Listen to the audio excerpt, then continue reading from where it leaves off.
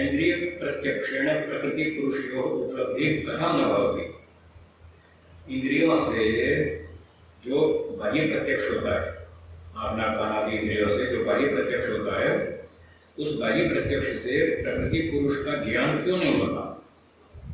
प्रकृति मूल तत्व प्रकृति, सूक्ष्म प्रकृति सत्वरहिता, वो आंख से क्यों नहीं दिखती।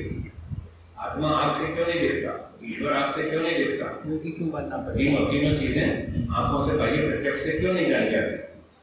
इति प्रदर्शयितुम्, इस बात को दिखलाने के लिए, समझाने के लिए सर्व विषयक इंद्रिय प्रत्यक्षे बाधकानि परिगण्यन्ते।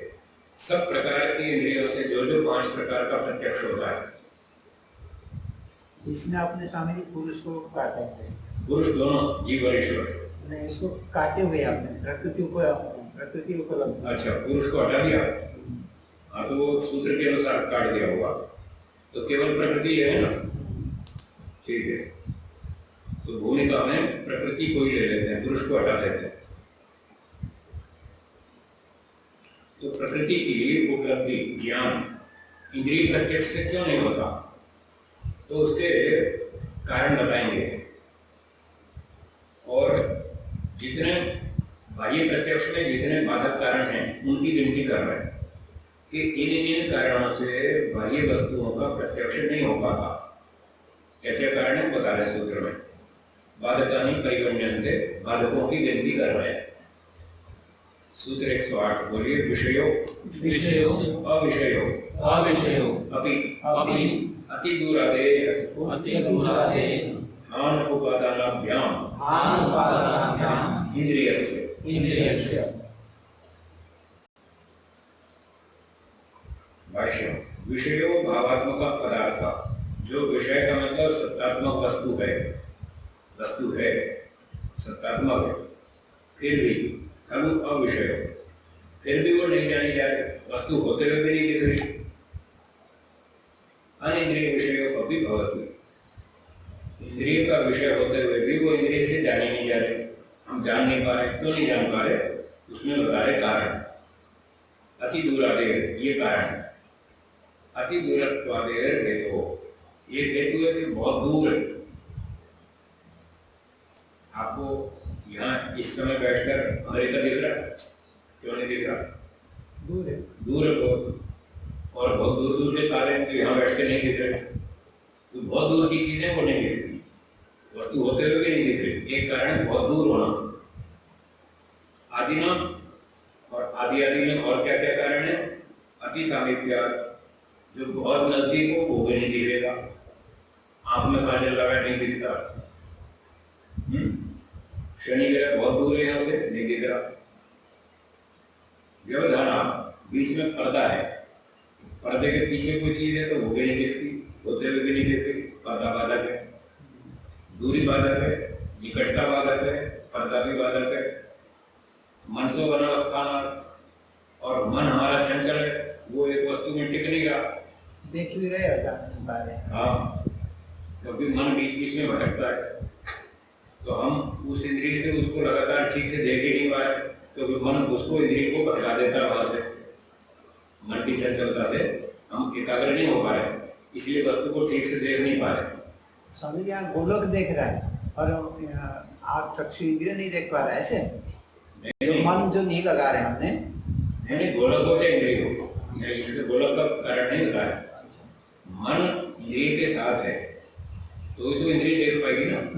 और मन चंचल है, मन इंद्रिय से कनेक्ट ही नहीं हो रहा, मन भाग रहा बार-बार, कनेक्ट नहीं हो रहा। हाँ, कनेक्ट ठीक नहीं हो रहा। मन चंचल, इंद्रिय तो ठीक चल रही है, और मन इंद्रिय से थोड़ी देर कनेक्ट होता है, फिर भाग जाता है, फिर कनेक्ट होता है, फिर भागता है।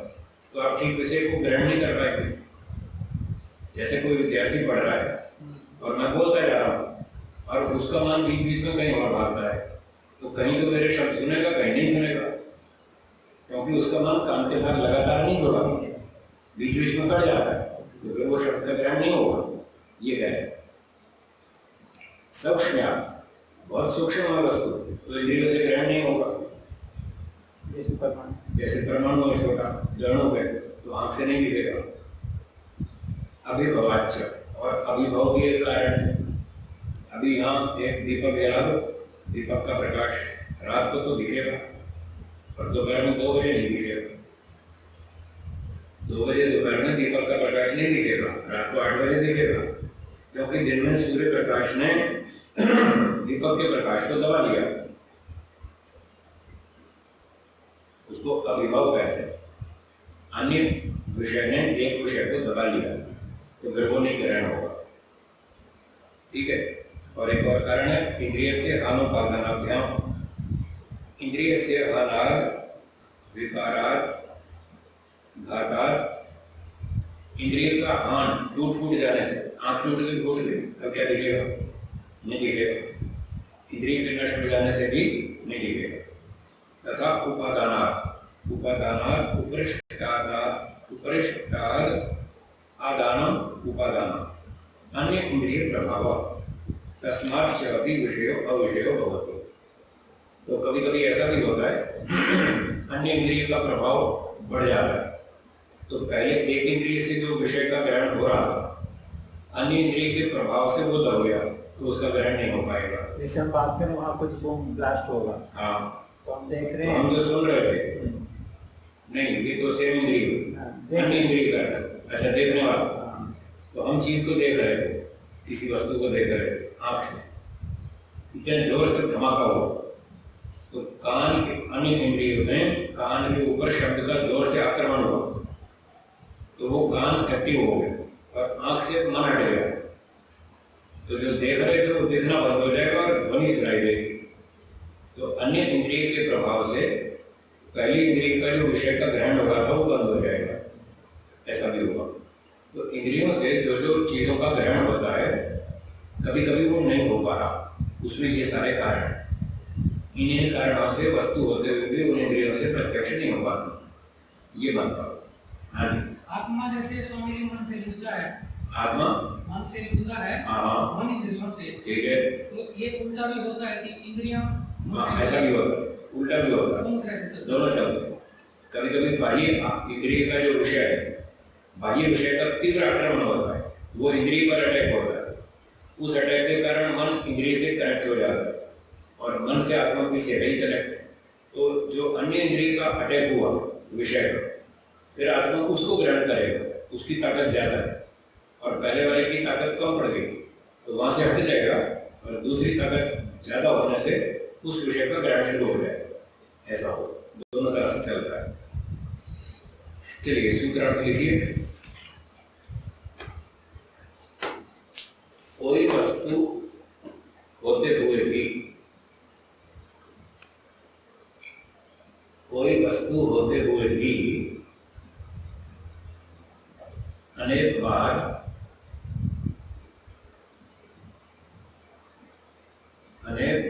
इंद्रियों से नहीं जानी जाती।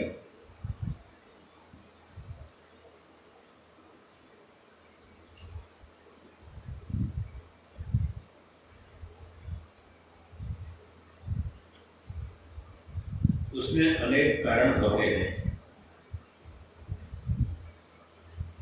उसमें अनेक कारण होते हैं। ठीक है। स्वामी जी, इस सूत्र और पहले सूत्र में कोई संबंध जो दिखा रहा है? नहीं, ये अलग विषय है, नया विषय है। वो प्रश्न पूरा हो गया, वो वाला पूरा हो गया। भोग का प्रश्न जो आया था तब तो जान के विषय प्रकरण चल रहा था स्वामी जी पहले, फिर ईश्वर के विषय चला, फिर उसको लेते हुए भोग का चला। वो भी तत्व ज्ञान से ही संबंधित था ना, कि जब तत्व ज्ञान हो जाएगा तो फिर भोग का भोगेगा, कर्ता भोग का सब खत्म हो जाएगा। वो तो पिछले प्रसंग में ही जुड़ा हुआ। अब ये थोड़ा दूसरा प्रसंग बना रहे हैं, तत्व ज्ञान से ही कनेक्टेड है ये भी, पर एक अलग ढंग से समझा रहे हैं कि पहले स्थूल विषयों का प्रत्यक्ष कभी होता है, कभी नहीं होता।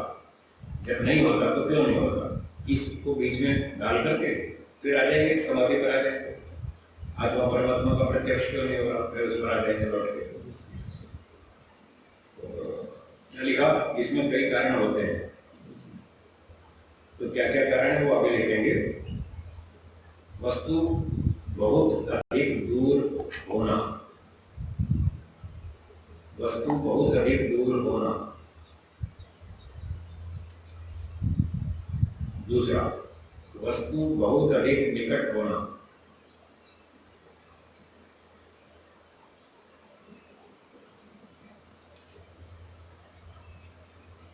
बीच में कोई पर्दा आ जाना, बीच में कोई पर्दा आ जाना,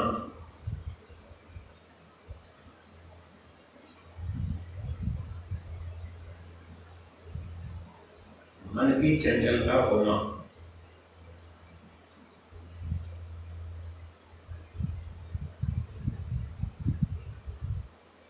वस्तु बहुत सूक्ष्म होना,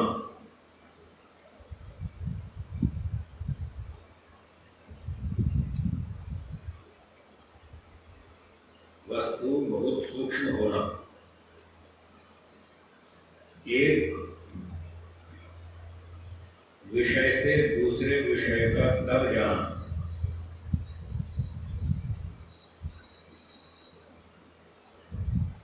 जैसे सूर्य प्रकाश से दीपक प्रकाश, ये उदाहरण प्रकट में लेंगे। एक विषय से दूसरे विषय का दब जाना, इंद्रिय का टूट फूट जाना, नष्ट हो जाना,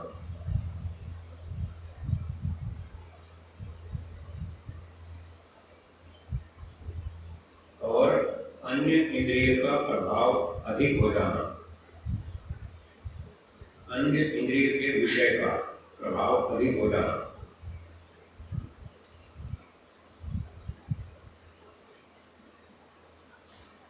ठीक है स्वामी जी, ये सूत्र में तो नहीं है स्वामी जी सारे का। ये आदि शब्द लिखा है, आदि सूत्र में आदि आएगा नहीं, दूर आदे। तो आदि क्या है? आदि का तात्पर्य व्याख्याकार बताएगा, इसका अर्थ ये है। जी स्वामी, हो गया ना सूत्र में? तो उसमें सूत्र में शब्दार्थ स्वामी जी, विषय अविषय भी, विषय वस्तु होते हुए भी अविषय इंद्रिय से गृहीत नहीं होती, वस्तु होते हुए भी इंद्रिय से दिखाई नहीं देती, जाने नहीं जाती।